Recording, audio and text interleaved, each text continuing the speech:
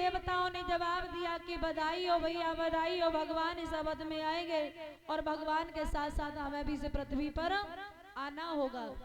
इधर अयोध्या के रहने वाले महाराज अज के पुत्र दशरथ हुए और महाराज दशरथ के घर में 3 रानियां थी, कौशल्या, कैकेयी, सुमित्रा।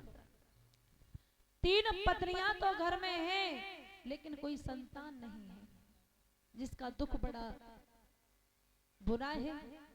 घर में संतान न होने के कारण वो तीनों पत्नियां बड़ी हैरान है, साथ ही साथ महाराज दशरथ भी बड़े हैरान है। तो एक दिन दशरथ जी ने आकर के अपनी पत्नियों से कहा कि हे रानियों, बोलो महाराज। आज मेरा मन कर रहा है कि मैं किसी जंगल में जाकर के किसी संत की सेवा करूं जाकर के। महाराज, हाँ, आप हमें छोड़ करके जा रहे हो? हाँ। अब का हर जगह तुम्हें साथ थोड़ी लेकर के जाएं। महाराज एक लली लला है जा तो हम बात से दिल के लिए बहला लेती, और तुम सो हमें छोड़ के जा रहे हो। अब हम हैं तो हम हर समय का तुम्हारे पास थोड़ी बैठे रहे। तो महाराज जहाँ तुम जा रहे हो तो हमें बुलाए चलो। अरे कैसी बातें कर रही हो? हाँ महाराज, मैं तो किसी संत का जाकर के चेला बनूंगा। महाराज तुम काऊ संत के चेला बन जाओ तो मैं काऊ की चेली बन जाऊँ। हाँ करें। एक बात कहें तुमसे कौशल्या, हाँ। तुम्हें अकेली ज्यादा जिद कर रही है कि दोनों और कर रही हैं? दोनों कर रही हैं जी, बेचारी देखो कितनी दुखी है, परेशान है, देखो।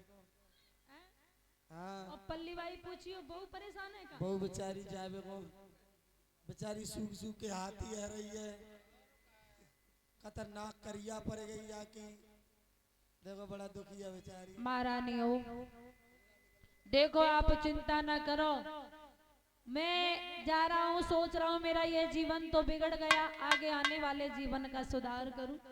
अरे किसी संत की सेवा करूं ताकि मेरे जीवन ये बर्बाद है, कहते हैं ना कि मेरा ये जीवन खराब हो गया, अब तो आगे को सुधार कर लूं।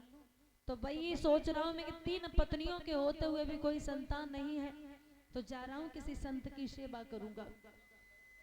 तो कौशल्या, कैकेयी, सुमित्रा तीनों पत्नियां समझा करके बोली, महाराज आप हमें छोड़ करके न जाओ, इसमें कोई हमारा दोष नहीं है, संतान नहीं है तो हमारा क्या दोष है। रो करके बोली वो महारानी,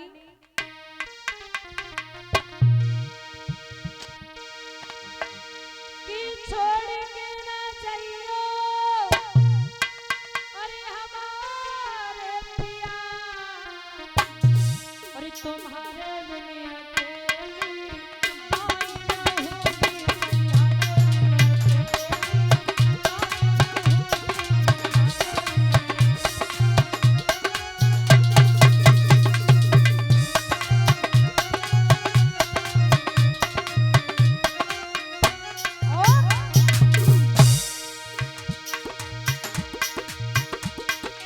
छोड़ के ना जाइयो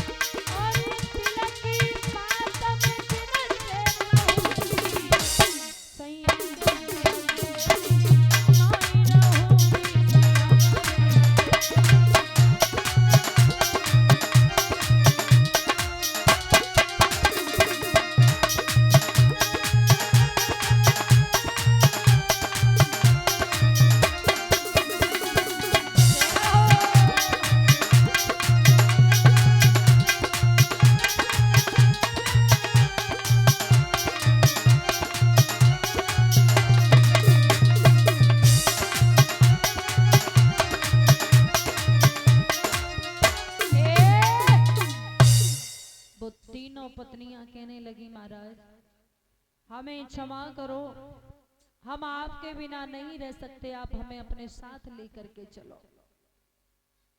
मेरे भैया, महाराज दशरथ ने जवाब दिया, रानियों मैं अपने गुरु की संगति करने जा रहा हूँ, गुरु की सेवा करने जा रहा हूँ, इस समय आपको नहीं ले जा सकता। आज तीनों पत्नियों को छोड़ करके जंगल में जाकर के पहुंचे तो गुरु वशिष्ठ की कुटिया पर पहुंचे।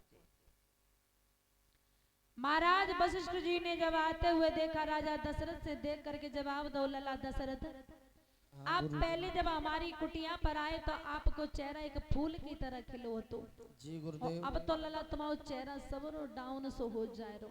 अब डाउन का गुरुजी, हमारे घर में 3 रानी है और किसी की कुच्छा से न कोई बेटी आई न बेटा आया। लला हाँ अब तो तुम कहते सवरे सूकत में जाए रे। अब सूकत कहेगा, हाँ सूकत जा रहे हैं गुरुजी। दिन में चैन नहीं पड़ता है, रात को नींद नहीं आती है। अरे दिन और रात यही सोचते रहते हैं। दुनिया वाले निर्वंशी कहते हैं, मुंह देखना पसंद नहीं करते। अच्छा हाँ तो आपके घर में कोई संतान नहीं है? संतान नहीं है, 3 रानियां हैं, किसी की कुच्छा से कोई पुत्र पुत्री। अच्छा लला एक बात जब बताओ, हाँ आपने अपने घर में कभी पुत्र अष्टि यज्ञ कराया? गुरुदेव हाँ आप यज्ञ की बातें कर रहे हो, और का यज्ञ तो बहुत बड़ी चीज है गुरुदेव। हाँ। आज तक इतने बड़े तो हम हो गए, आज तक अपने घर में कभी कन्या तक नहीं गवाई। अरे मतलब कबू आपने अपने घर में दान पुण्य करो ही ना? कबू नहीं करो महाराज। अगर कोई भिखारी विखारी दरवाजे पर आ जाए तो महाराज घर में घुस जाता है, गेट लगा लेता है, लड़ाई कर ले करता है 2 जने ताकि वो चलो जाए। चलो जाएगा। मतलब आपने कबू दान नहीं किया? कबू दान 1 रुपया ठन्नी चवन्नी कबू नहीं करी। ताई से तो तुम ऐसे हो रहे हो। अब क्या करें गुरुदेव, मन में ऐसी आती है कि टमाटर के पेड़ पे फांसी लगाए के मर जाए। अरे टमाटर के पेड़ पे हाँ फांसी लगाए? और क्या करे, बड़ा दुखी है, बड़ा परेशान है। तो तुम वास्तव में बिल्कुल नहीं बचोए। हाँ क्या करें गुरुदेव, मन में तो कभी कभी ऐसी आती है, सूखी नदी में कूद के मर जाए।